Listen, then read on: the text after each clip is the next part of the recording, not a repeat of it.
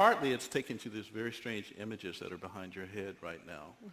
These are pictures of equations. I've been, for the last 15 years, trying to answer the kinds of questions that my colleagues here have been raising. And what I've come to understand is that there are these incredible pictures that contain all the information of a set of equations that are related to string theory.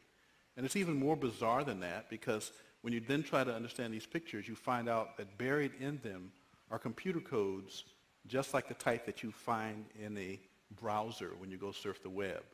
You're saying your attempt to understand the fundamental operations of nature leads you to a set of equations that are indistinguishable from the equations that drive search engines and browsers on our computers. That is correct. So wait, I have to just be silent for a minute here.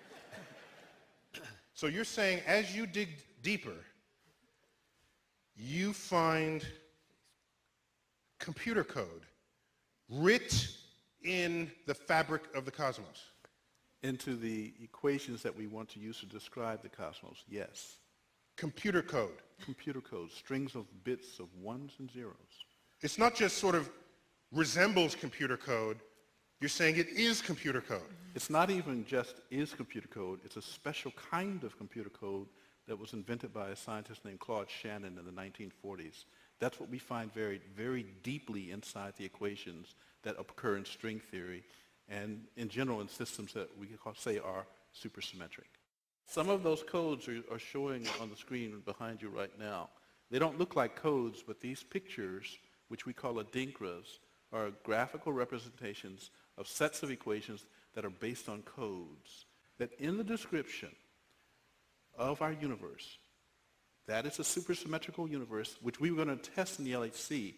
If you believe that description, I can show you the presence of these codes. That's my statement. Do you have any predictions in your ideas or any ways to test any of your ideas any more than, say, the guy over on the screen? The work that I'm doing is, in fact, so theoretical that we don't understand yet whether it is even possible to complete the program. We have found these strange graphs. We know that they are equivalent to equations, and we have found in these equations computer codes.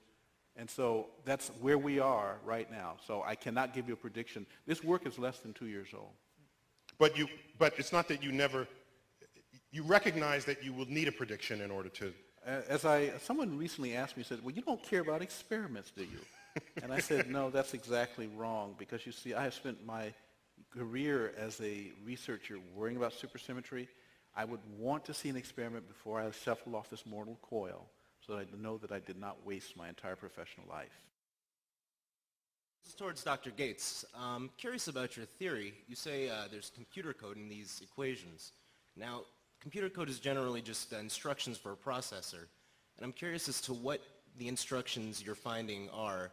And if you're not sure what's to say that it's actually computer code, I mean, theoretically, the number pi has all the data that's ever existed. Well, we say that they're computer codes. You mean the digits in pi? Yes. Yes. Okay. We say they're computer codes, first of all, because the structure of the equation is such that they dictate that there are certain things that are actually strings of ones and zeros. That's just digital data. But it's not just random ones and zeros. As I mentioned earlier, let me talk about something that you probably do every day, but I don't know if you're a computer scientist or not. Most of us sit at our... Sounds that kind of fluency, I said. Okay, well, most of us sit at our computer screens and we type on the keyboards, and we then send these, if we're using a browser, we're sending strings of ones and zeros elsewhere. But on the other hand, in the transmission process, there's always some fluctuations. So a zero that you type here because of static in line might be read as a 1 at the other end and vice versa. And so in fact, when you sit and type on the keyboard, your computer's doing something behind your back. Namely, it throws in a bunch of extra ones and zeros, and these things are called error correcting codes, so that the computer at the other end can look at the whole collection of what you typed plus what was sent and figure out if there were bits that were being flipped back and forth. And that's how you get accurate transmission of digital data.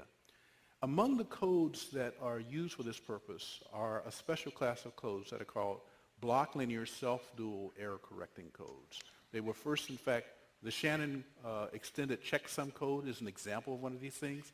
These are the codes that we find buried in the equations. Not just any code, but these self-dual error correcting block codes. It's quite remarkable for anyone that I've talked to. We have no idea what these things are doing there. Any literature out? I'm sorry? Do you have any literature out that? I can give you technical references that almost nobody in the world can understand. But Jim, I thought you had a popular But level article on this? Thank you. Yes, actually, so this past June, the British journal Physics World asked me to write a popular level description of what we have found. So in the June edition of Physics World, and it's published in London, the cover story is called Symbols of Power. It's about these weird symbols that have been showing behind us. We call these things adinkras. And so for a popular level description, yes, we've written that. But other than this one popular level description, it's all technical gobbledygook. And that's a technical term, by the way. Gobbledygook. Thank you.